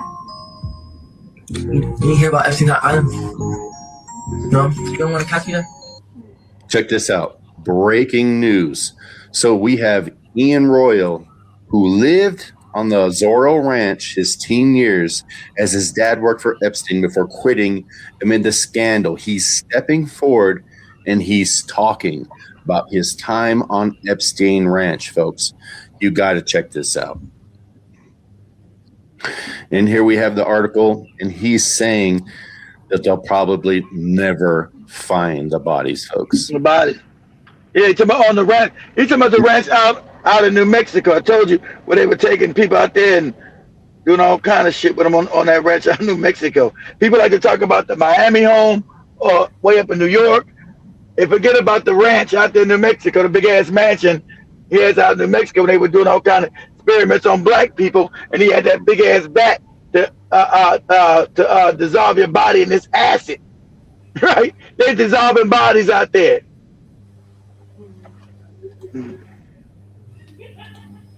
Please follow, like, and share, and subscribe if you haven't done so already. So, Ian Royal, who is now 28, lived in a house away from the main mansion at the New Mexico estate with his father, who had worked as Epstein's ranch hand for more than a decade. Although he says they never witnessed any criminal activity, claiming some staff were kept in the dark, he feels the size and layout of the estate would make it an easy place to cover up a murder. Royal recalls a cold interaction with the PDF, who later banned him from bringing friends on the ranch when he was hiding out at the property as he faced more scrutiny following his 2008 plea deal. Now he's talking about Epstein here. Now he mentions here how his father eventually quit, overwhelmed by the workload, and he says they were left sickened when they learned about the truth about these crimes. Now, talking about the chilling claim of victims possibly being buried, Royal said, I don't know if people have actually looked at this ranch to really see the size of it. Now, folks, we were out there. It's large. It's huge. It's a lot of acreage with roads running through it. Yes, folks, we pulled it up on Google. If you haven't seen those videos, go back and check them out. There's a lot of information, folks. We have covered a lot of information. I've been around on four-wheelers and taken my time driving around and seeing its vastness. The thing is huge. He could just, locally speaking, if he really wanted to bury someone, he had the space and the ability. He could have done it. No problem. And yeah, I totally agree. And Royal says he feels the investigation may never know the truth about the rumor, as it's impossible to dig up the entire property. Quote, it is crazy they've never searched the place. The fact that they didn't do anything soon enough is a problem. Now, here's some more very interesting information. A 2009 tip from a retired officer featured in the Epstein files warned that a suspicious barn on the property with a chimney might also conceal an incinerator used to destroy evidence. Concerns reportedly raised to the FBI around the time of Epstein's arrest. Although Royal and his father are unaware of the barn, he believes Epstein, his madam, Ghislaine Maxwell, and other co-conspirators could have destroyed evidence. What the shit? Various high-profile individuals were reported to have visited the ranch when Epstein owned it, including Andrew of Windsor. No, an ex-housekeeper at the property, Deidre Stratton, previously said that she served him and a mystery woman at the ranch. She said she told the podcast Epstein Devil in the Darkness that the royal was kept company by the woman who asked for herbal tea to make the prince horny. What? Oh, Lord. Oof. I know. Royal also recalled his meeting with Epstein on the property, who questioned who he was after stumbling across him and a friend on the grounds. He said, I had my friend Chris with me on the ranch behind the house where my father and I lived in. So, yeah, folks, he lived on the property. This is wild information. He recalls a day or so after the interaction with Epstein, his dad told the billionaire had banned him from bringing friends onto the property. Interesting. I can't find My it. Shit, I don't know which one it is. Only when he's here, though. I don't really care. It's not a big deal for you to bring your friend. The good thing with TikTok, when you see a video, just save it, like it. That's the I only should. way you can. I know. I should. You're right. You're right. That's what I should have did, Joe. But go. I sent you a couple of videos. I'll send it. I'll Maybe. send it. Maybe this is it. Hold on.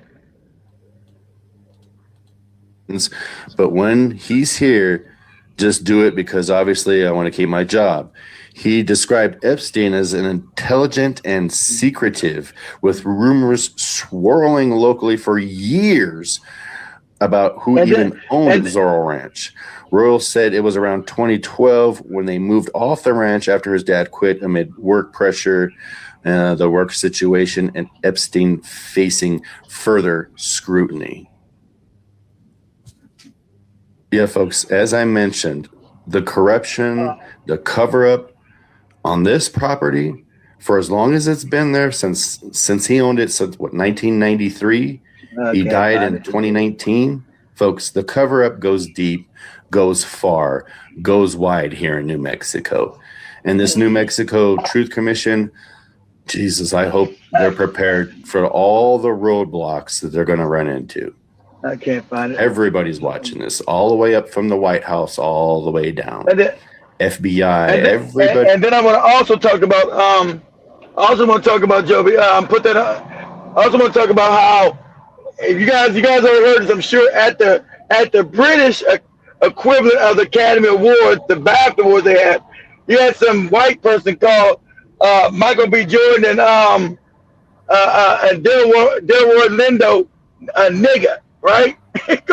But suppose he's got Tourette's. That's the only word he knows when he's got this disease called Tourette's. He can't say any other word but call them a nigga, right? And so since everybody's saying, I want you to put up the compilation videos on TikTok, right? See, they used to call. See, sadly, and I told you, and this not, and this ain't no mark on black people around the world, but most black people are cowards. They get treated crazy and they just accept it. So even the British admit, they say, well, they decided to keep that in there instead of editing it out when they've been called niggas. They didn't know that black America was gonna give them smoke because British black people, they said, don't do nothing. They're just, as the British say, white people just play in your face and you don't do nothing about it. Because most black people on the planet, sadly, haven't made it to cowards. And so they didn't expect no backlash, but they didn't know, those are black Americans up there you calling niggas. And we're not gonna accept it. And usually black people and British, they'll accept the racism. They'll shut the fuck up and they go, well, but black Americans, then you better watch your goddamn mouth. So they've been getting smoke on the internet that they didn't expect. That's why they kept it in there. Man, you edit a video and you keep the nigga, somebody calling you a nigga in there. Because they used to British black people being called niggas and it's okay to say shit in your face. So Joe, get out of here, Joe. I want you to go to TikTok. Where you at right now? Say black Americans called nigga at the, let's say Michael B. Jordan, let's say Michael B. Jordan Centers gets called nigger at British awards. Him and Devin, it's easy, just say Michael B. Jordan. Say Michael B. Jordan gets called nigger at British award show. So they kept it on purpose because they know British blacks don't say shit. They forgot that's our people up there. And you don't get this work. So you got the British, they didn't expect, they ain't even messing with black Americans. They thought they was gonna be able just to keep nigga in there and it'd be all right. And they just play in our face. And it's caused a nigga think it's a joke. Because remember, they edited the video and kept the shit in there. They could have took it out, but they chose to keep that disrespectful racist shit in there. That's who these people are. But go ahead, Joe. Just play one of the videos. Funny thing, TikTok is not bringing anything like that. It's just taking me back to the Epstein.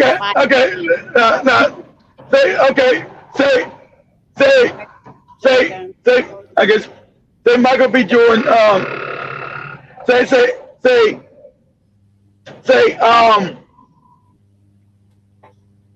white guy says the N-word, say N-word. The white guy says N-word at the BAFTA Awards, BAFTA.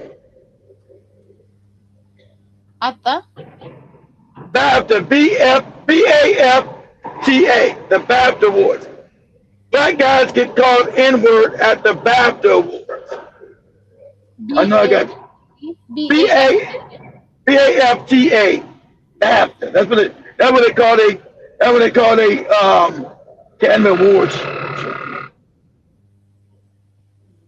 Oh, okay, yeah.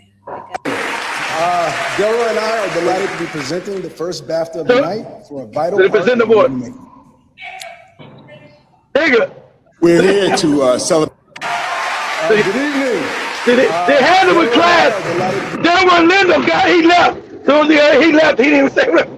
He left the awards. Right? But see, remember this is edited. They kept that in there. They play in your fucking face.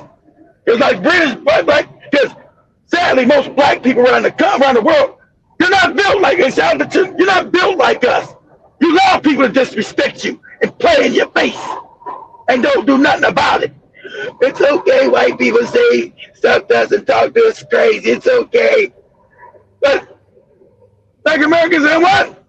Look at this. What is this shit here?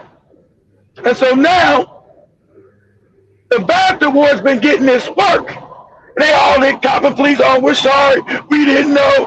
Fuck you mean you didn't know? They try to get to a white boy. He has a disease. He has Tourette's. Oh, those words he knows how to say, crazy as nigga. Tell me about his goddamn disease. Go ahead and play it, Joby. Presenting the first BAFTA of the night for a vital part of movie making. We're here to celebrate the artists who expand what's possible on screen. You may have heard some strong and offensive language tonight. If you've seen the film, I swear you will know that film is about the experience of a person with Tourette syndrome. Tourette syndrome is a disability, and the tics you've heard tonight are involuntary.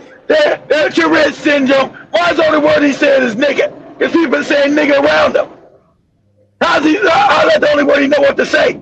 If he never heard the word, he wouldn't be saying it, whether he got disease or not. They've been calling people nigga around him all the time. So he says, nigga, nigga, nigga, nigga. Hey, little white boy, would you like some pizza? Nigga, nigga, nigga, nigga, nigga, nigga, nigga. He's got Tourette's. Why is the only word he knows is to say nigga? Nigga, nigga, nigga, nigga. So Joe, just scroll down. Let's see. I know they got some response videos. Go scroll down. Joe and I are delighted to be presenting the first BAFTA of the night for a vital part of movie making. We're here to celebrate. So that happened last night during the broadcast of the BAFTA Awards from England. And the BAFTA Awards are comparable to, I would say, the Golden Globe. Some would say the Oscars. It is the British Academy of Film and Television Arts Award. And while Michael B. Jordan and Delroy Lindo were presenting the first award of the night, that comment came from the audience. Now, that comment came from John Davidson, who suffers from Tourette's syndrome. And while I do know a lot about Tourette's syndrome in experience, because I grew up with and had Mahmoud Abdul Rauf, who went to Gulfport High, star basketball player that would go on to play for various NBA teams like the Denver Nuggets, of course LSU when he was in college. He has been at my table with my family, and he has never called women there bitch or nigga or anything else. But I digress, because still I'm not speaking on John Davidson. My issue is with the BBC, because the BBC chose to keep that in there. That broadcast without editing that part out, and they had the ability to do that, because this was not. I know they did that. They did that, dude, because they play in the black, like Joe Mosquito and them up there. They're weak and feckless. They play in their fucking face, and so they thought they was gonna go over and realize, hey, these are black Americans. They're the British. We don't give a fuck about these British niggas. They don't speak up for themselves. So what? That's their ass. These are two black Americans up there, and say, oh, time to get this work. Time to get this work. So now they over there copping pleas. Oh, we're gonna take it out now. We didn't know what we did. What do you mean you know what you did? You know you kept that shit in there, because because British black people are used to getting fucked off.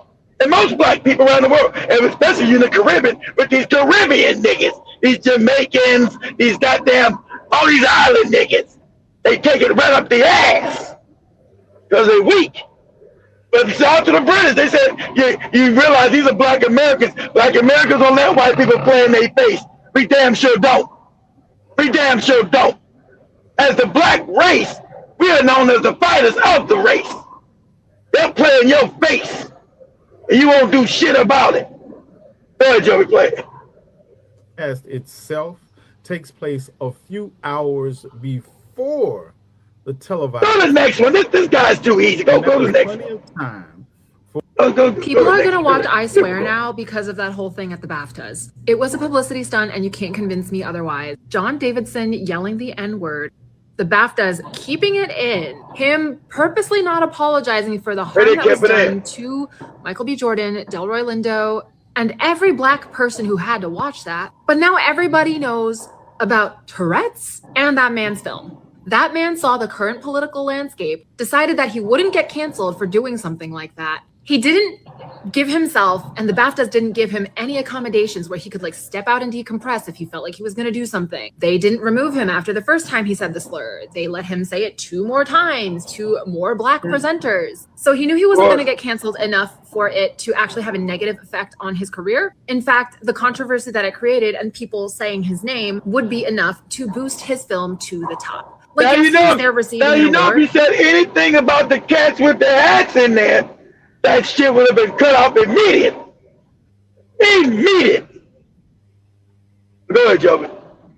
But how many numbers was that film actually pulling before this? He made the calculation a long time ago that he did not need a Black audience to watch his film. There is a scene in that film where like he's painting a wall black with someone and then he like starts smearing the paint all over his face, which is essentially— Hey, we don't know if we don't know this this goofy film was movie. never for— Screaming the N-word in the Next, awards yeah, ceremony. go next. We don't know this white boy goofy movie. What are you talking about? Screaming the N-word at an awards ceremony isn't ideal, but I fear it's an opportunity that a lot of us are missing by directing our anger at the wrong place. Presenting the first BAFTA of the night. There's some British to take our anger at the wrong place. Always weak and cowardly. Always weak and cowardly. We directed our anger at the wrong. We shouldn't be directed at the white man who said nigga. We should kiss his ass and call him Jesus. Go ahead, Joe. Because even if he wanted to argue that when John Davidson's Tourette syndrome led him to shout the N-word at Michael B. Jordan and Delroy Lindo when they were presenting an award was part of some underlying subconscious racism, then we are talking about racism as a systemic and institutional problem that affects people's subconscious. And so if we're looking for clear evidence of institutional racism at the BAFTAs that night, there are a lot worse guilty parties who got with Tourette syndrome. I told you. That's why I can't stand these British niggas. There's a lot. These always cowardly motherfuckers here. Won't stand up for nothing. That's why you people, I told you, nobody gives a fuck about you people. We told you, that's why I told you, keep our name out your mouth. Nobody gives a fuck about you British niggas. You're weak and fucking feckless. See, if you want to do more racist than that, what's more racist than somebody calling you a nigger? They always want to make excuses for having white cock in their mouth. Always. If we want to say, we don't want to call that racist because it's a rich and blah, blah, blah. Always weak and feckless. That's why they get smacked in the head. Everywhere. Why they get smacked in the head? Why they get smacked in the head? Everywhere. So I'm going to have to I'm going to find the British lady who came to America and said, yeah, as British people, we're known to take shit and get talked to like shit and don't do shit. But now that I moved to America, American blacks don't play it. I knew they were going, that's right. Don't fuck around, you weak, cowardly ass niggas.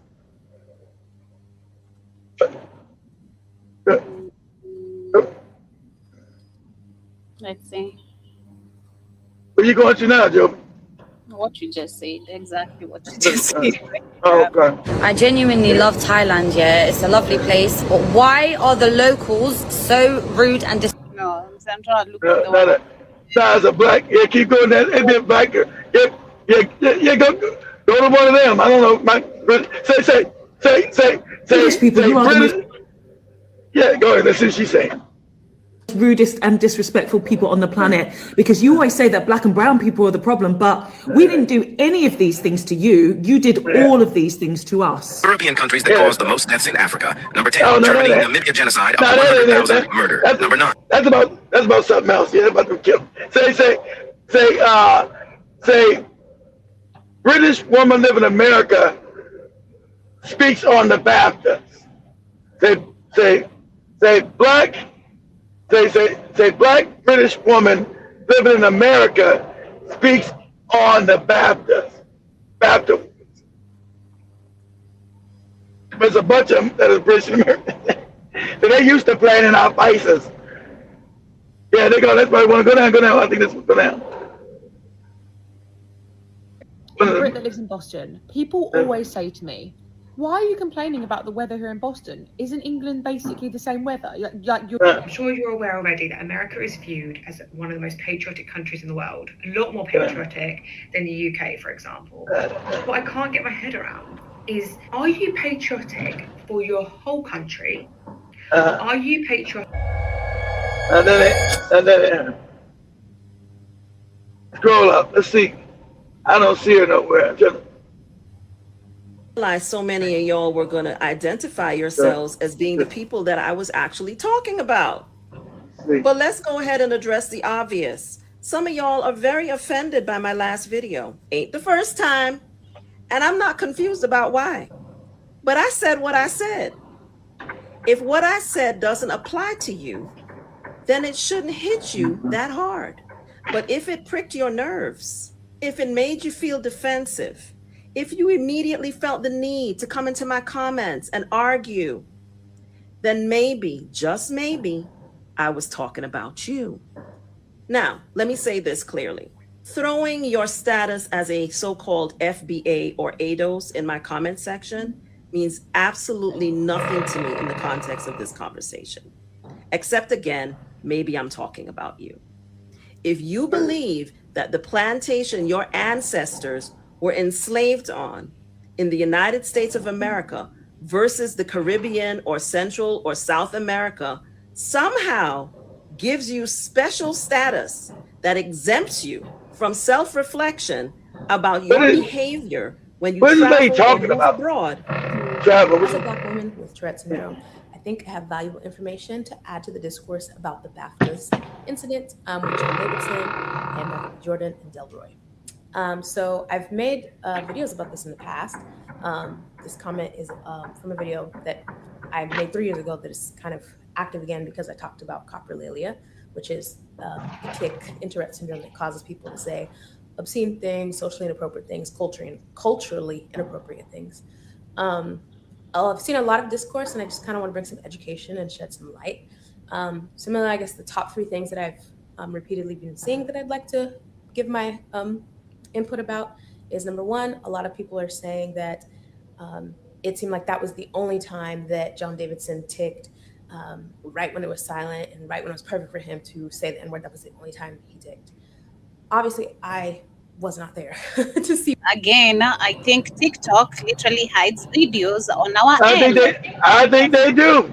If you can't find them out, I'll pull it right up. I don't know what these videos you got me coming from. Yeah, you can see my screen. Literally, if the lady. I know. I'm looking. I know. Yeah, you would have seen that just immediately. But none, unless you find it on your end, then you can share it. But let me cue the video shared with me. Yeah, play the other. Yeah. Continue with that.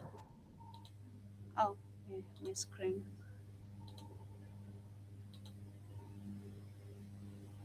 Well. Baby, there's a cup of tea that I would like to pour for you expeditiously, but if I pour this cup of tea, then everybody's going to know about this cup of tea, and it's not going to help you and me. You know what I'm trying to say? Did you ever know about something, honey? Did you ever know something about your enemy? And if you told everybody, then your enemy would know that you knew, and they would pivot from their plan? Okay, that's where I'm sitting on this cup of tea today.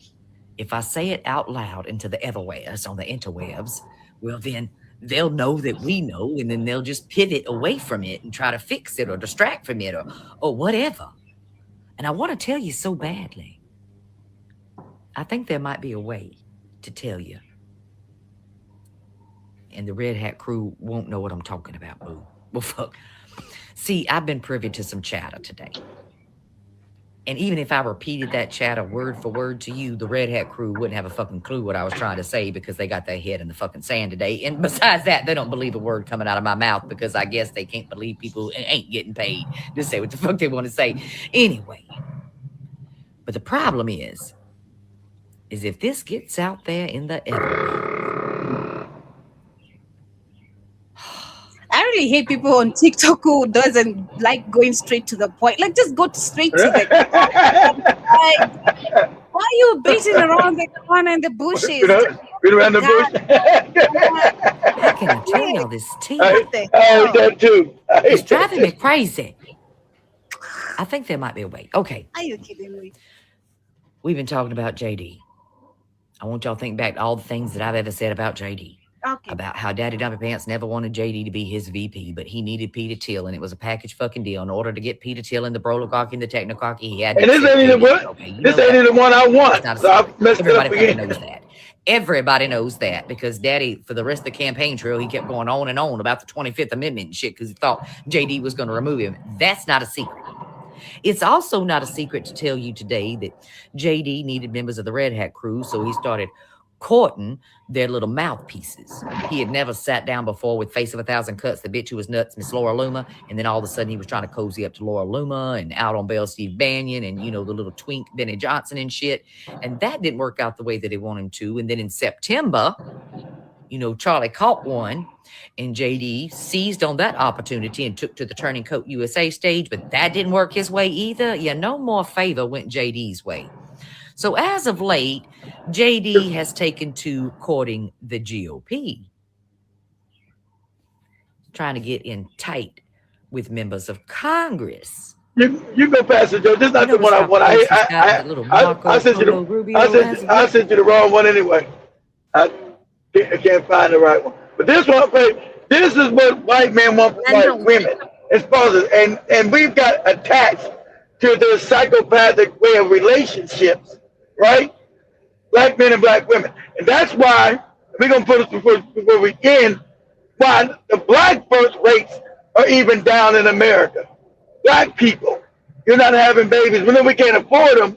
That's why I told you the future's going to be Africa, whether you like it or not. That's where the baby boom is happening. Everybody's dying off over here. And us as black Americans, we're going to be cooked. Because you ain't even thought about it. You got Tariq talking all this stupid FBA shit. You won't be no FBA, you fucking morons, because you won't have the replacement numbers to even replace yourself. You're not having the black women Americans are having enough babies to replace us as black Americans here. But go ahead, Joe.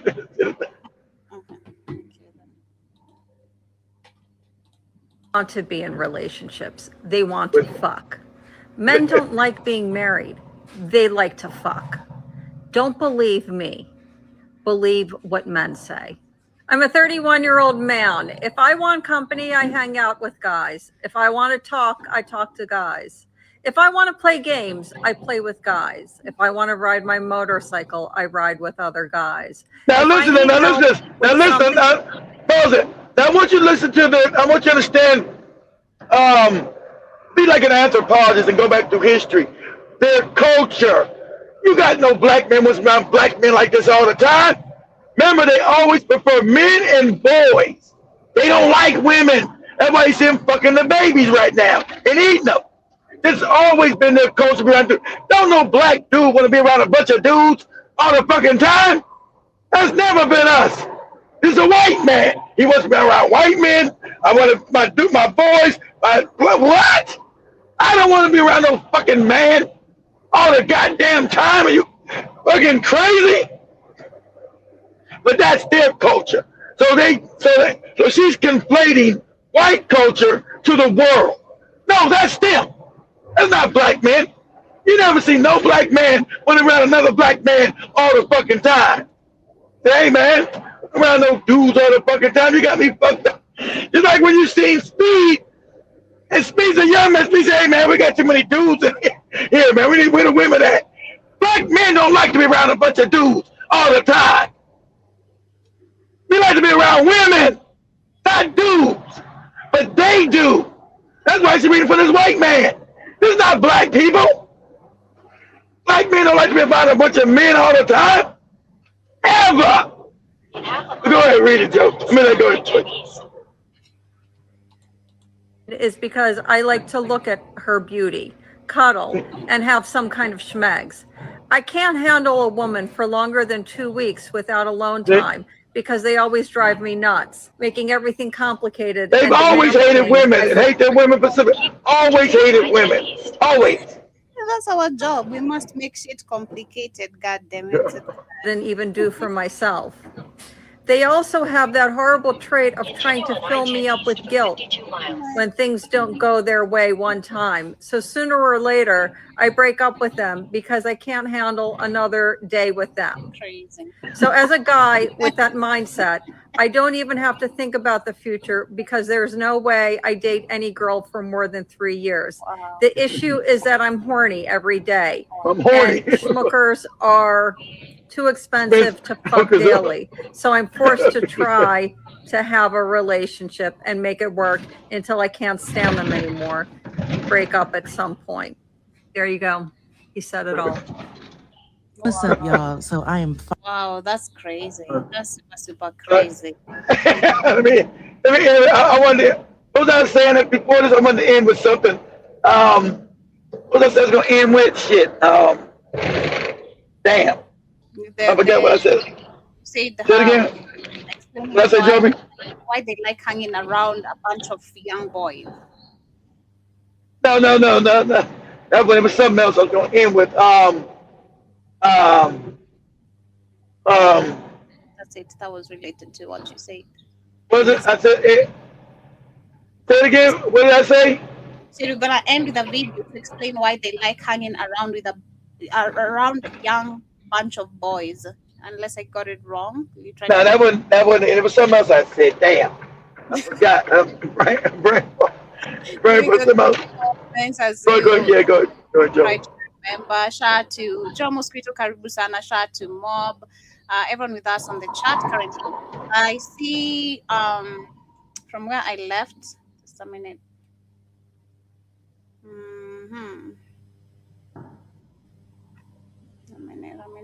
A minute. Okay, here we go.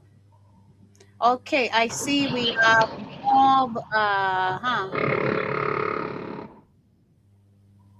Okay. Mob says Davidson also called a black woman on the red carpet at the Buffett a nigger cunt. Okay. And Damn! What? That's crazy. That's crazy.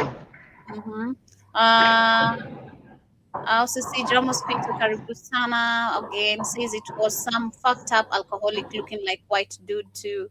Jomo speaks adding, I'm happy these think folks giving black people that work. They like kissing white people's ass too much. And also he says Delroy Lindo is Caribbean, born in South London, born in South London, and also says I blame all of them. The It's Caribbean. Wait. Delroy Lindo was born in Britain. I know he's correct. Is he Caribbean or is he from England? I know he's Caribbean. He born where? He born in London?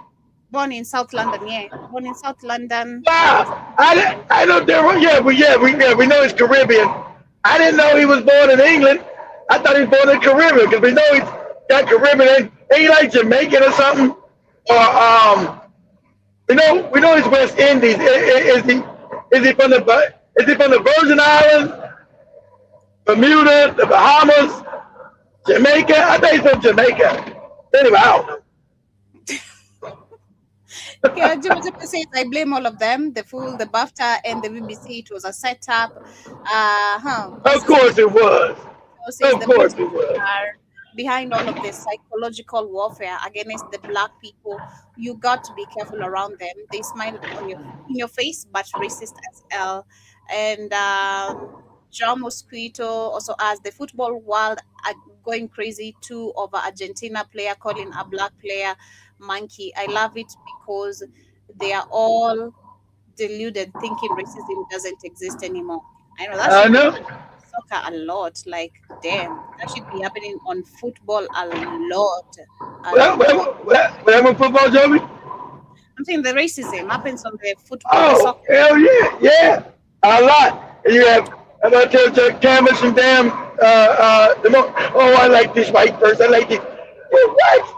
They'll call you a nigga to your face and tell you, hey, nigga, come and cut my grass. I'm such a fan of soccer, but I can't even with the favorite team that I like because I'm a fan of Arsenal personally. John Mosquito would relate, maybe, I guess. I'm a fan of Arsenal. Yeah, because he's that British. I said, I don't know what the hell that is.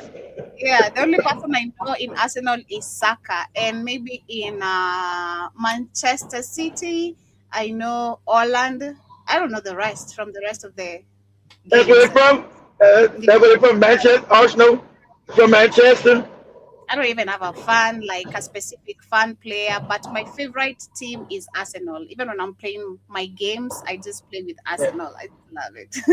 But I also see Jerome's Crusades, I think she's talking about how to bake cookies somehow. Can you change the location in your settings?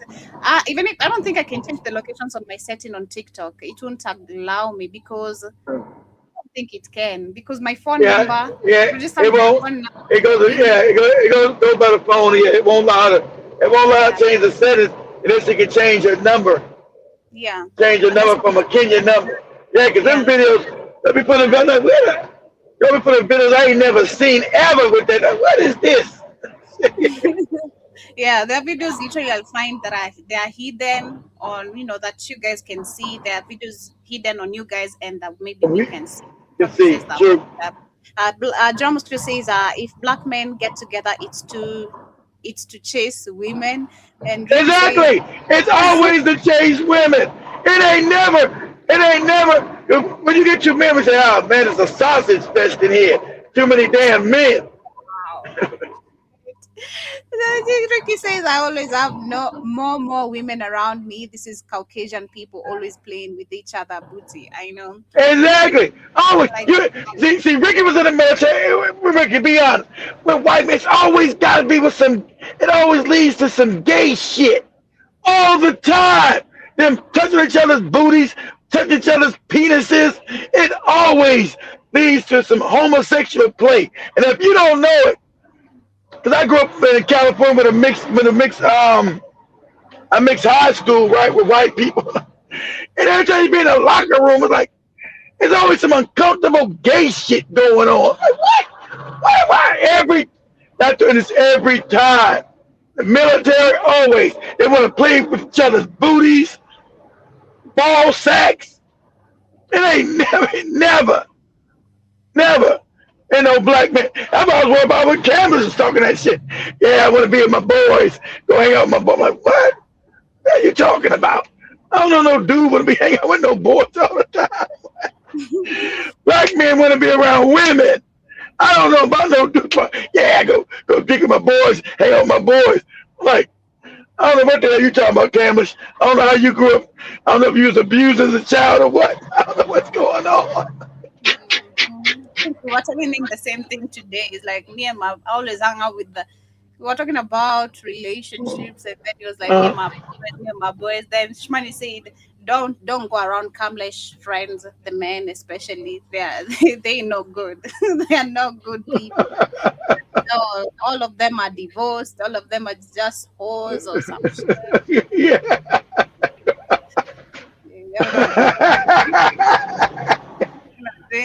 But yeah, much love, family. Coming to the end right there. Yeah, at least she kept the real shit. Yeah, like that's crazy. Why you always just hanging around your male friends?